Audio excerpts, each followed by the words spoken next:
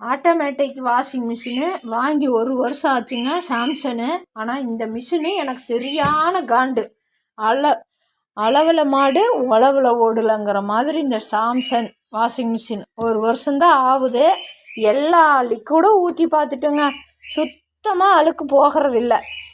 Collar இதெல்லாம் பேண்ட்லெல்லாம் லைட்டான அழுக்காக இருந்தாலும் அப்படியே தான் இருக்குது. ஆனால் 1 மணி நேரம் 1.5 மணி நேரம் தண்ணி இழுத்து ஓன்னு துவைக்கிது, அழுக்கு போகல.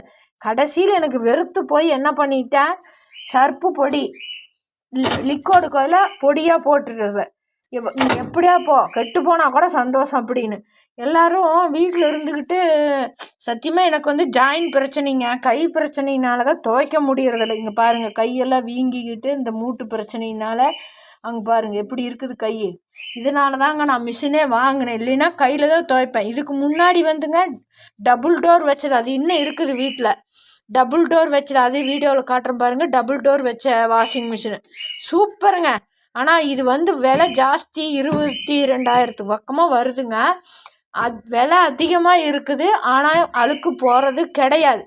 போட்டுவிட்டுட்டா தண்ணி 1 மணி நேரம் 1.5 மணி நேரம் எடுத்து அலசுறது, வெளியே விடுறது, அலசுறது, தண்ணிக்கு இதுங்கேடு, லிக்விடுக்கும் கேடுங்கிற மாதிரி. ஆனால் துணியில் அழுக்கு போகிறதில்ல. தயவு செஞ்சு நீங்கள் புதுசாக வாஷிங் மிஷின் வாங்கணுன்னு நினைக்கிறவங்க டபுள் டோர் இருக்கிறத வாங்குங்க. அலசி போட கஷ்டமாக இருக்கா, 2 தடவை நீங்களே தண்ணி வெளியே ஏற்றி விட்டுட்டு 3ஆவது தடவை அதுலேயே அப்படியே அந்த தண்ணியில் இப்படி அலசின மாதிரி ட்ரையரில் எடுத்து போடலாம்.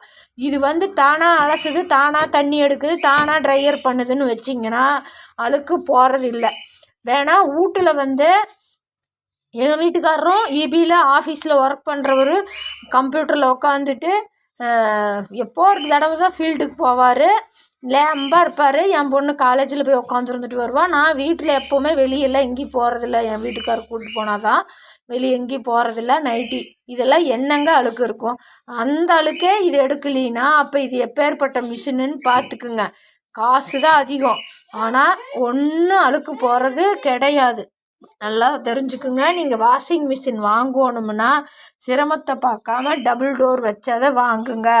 இல்லை எனக்கு அழுக்கே போகலினாலும் பரவாயில்ல அப்படின்னா இந்த மாதிரி வாஷிங் மிஷினை வாங்கிங்க. எவ்வளவு லிக்விட் ஊற்றிட்டேங்க, எவ்வளோ ஒரு இது பண்ணிவிட்டு இப்போ சர்ப்பு பொடிக்கு நான் மாறிட்டேன் பாருங்கள்.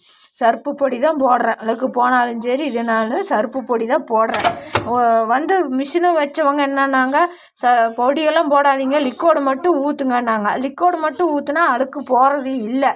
அதனால தான் சரின்னு நான் இப்போ உங்ககிட்ட பாருங்கள், மிஷினை துடைக்கிறது கூட இல்லைங்க. அந்த பழைய மிஷின் துடைச்சி நீட்டாக வைப்பேன்.